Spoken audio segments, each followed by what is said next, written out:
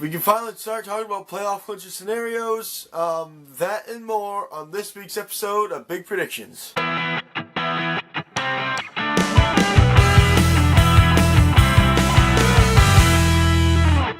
Hello everybody, I'm back again, as I am every week, with my NFL predictions. But first, let's go over my Week 12 recaps. Week 12, I went 12-4.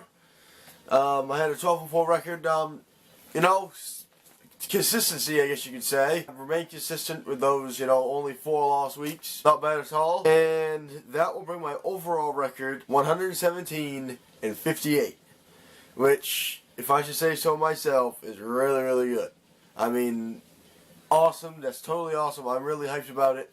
And I'm glad that I'm doing so well in my very first year of doing these predictions. So for my Week 12 awards, first, my big player of the week is going to go to Jason Pierre-Paul. I got his jersey up behind me there. Yeah. He had a phenomenal week against the Browns. He had 3 sacks, a fumble return touchdown, and a lot of tackles. I mean, he did phenomenal. And, of course, everybody said when he blew his finger off, he was done. No, of course not. He came back stronger than ever. JPP gets my Big Player of the Week award. Now, for my Least Valuable Player of the Week award, at first it was kind of difficult to choose, but then I was just like, you know what? No, this guy definitely deserved it. It goes to Brock Osweiler. Brock Osweiler threw 3 interceptions this past week. Definitely worth that $72 million contract, I will say, Houston. Yeah, Brock Osweiler, Least Valuable Player of the Week. And for my Player of the Week award, this one is going to come from the Kansas City Chiefs and the Denver Broncos game.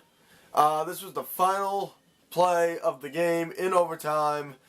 I will say it was finally good to see a kicker win it in overtime for once this season. Check it out. 34-yard attempt.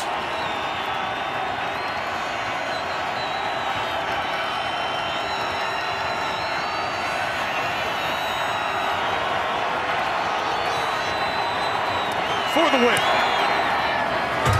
Off the upright. And in. Unbelievable game winner, Kansas City. You gotta be kidding me. How did it go through? Oh, it just caught the inside of the upright. And the fans back there thought it was going out. It is good. Cairo Santos. And that is all for my Week 12 recaps. Let's move on to my Week 13 predictions.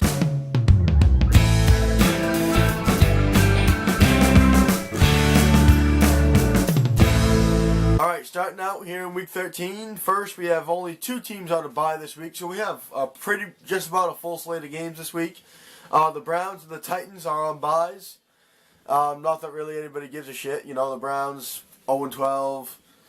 The Titans are like 6-6.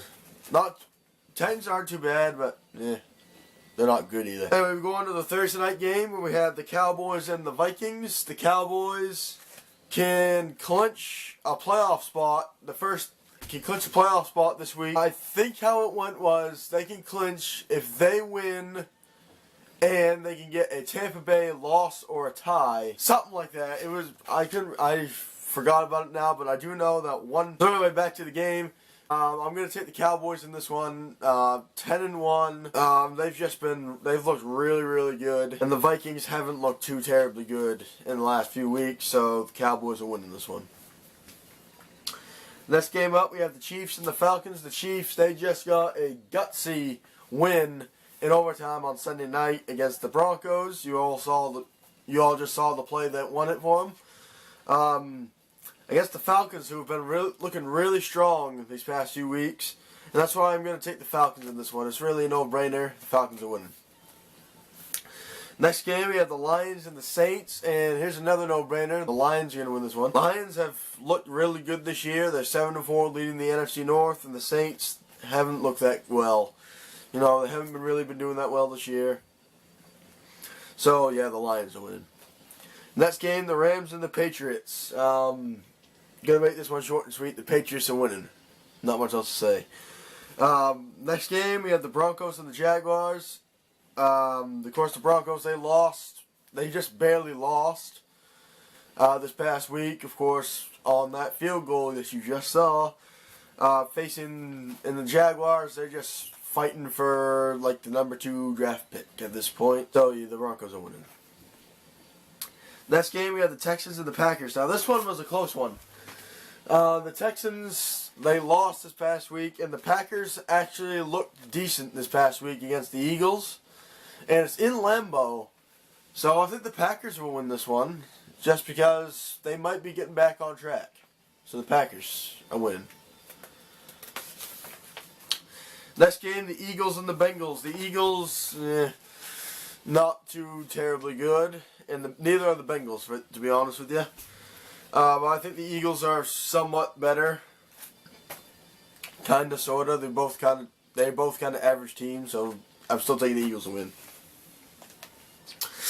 Next game, we have the Dolphins and the Ravens. Now the Dolphins are on a 6-game winning streak, and the Ravens also won this past week. Ravens are leading their division. The Dolphins are in a couple games behind the Patriots. The Dolphins are winning this one. I think they're a stronger team than the Ravens are. So, yeah, the Dolphins are winning this one. And the next game is the 49ers and the Bears. And this game right here is probably a nominee for the worst game of the year. I mean, you have two teams. The 49ers only have the 1-10 49ers, who were just mathematically eliminated from the playoffs this past week.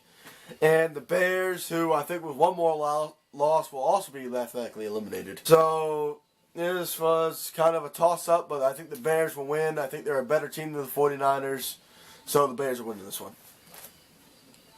Next game, the Bills and the Raiders. Now the Raiders had a hard-fought game against the Panthers this past week, and the Bills, they're the Bills.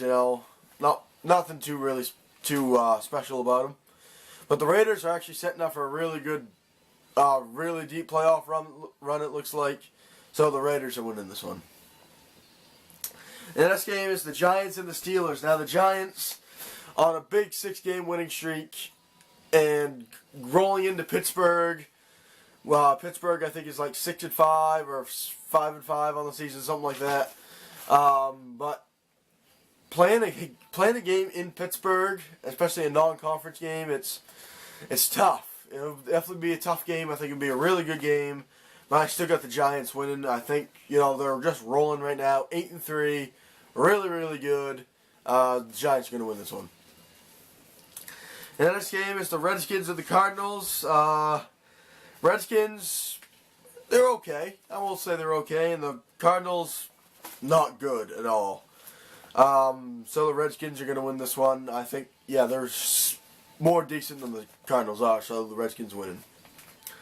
Next game, we have the Buccaneers and the Chargers. The Bucs could still make the playoffs. Right now, they're the projected 7th seed of the 6 teams that make it. So, they're still in the run. Facing the Chargers, who, they're okay, I guess. They're not too good. But I think the Buccaneers will win. Yeah, they may be on the road, but I think they're still a better overall team than the Chargers. So the Bucs are winning this one. And the Sunday night game, we have the Panthers and the Seahawks. The Seahawks are playing their second Sunday night game in like 3 weeks. So yeah, another Sunday night game for them, and I think they're winning this one. The Panthers are still not a very strong team. Definitely not as strong as last year. Don't know what happened, but they're just not good. So the Seahawks are winning. And in the final game of Week 13, we have the Colts and the Jets. The Jets put up a decent fight against the Patriots. Of course, a Jets and Patriots matchup is always good. It don't matter what the records are. There's always a close matchup. And the Colts, they got their asses beat by Pittsburgh the other night. I don't know if they're gonna have Andrew Luck back yet or not. I don't know if he's passed through concussion protocol. But I still take the Colts to win. I think they can definitely lead it over the Jets. So the Colts are winning this one.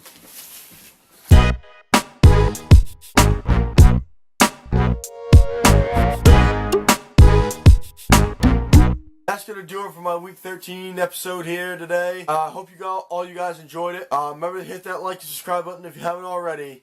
And until next time, guys, I'm Big E saying so long, everybody.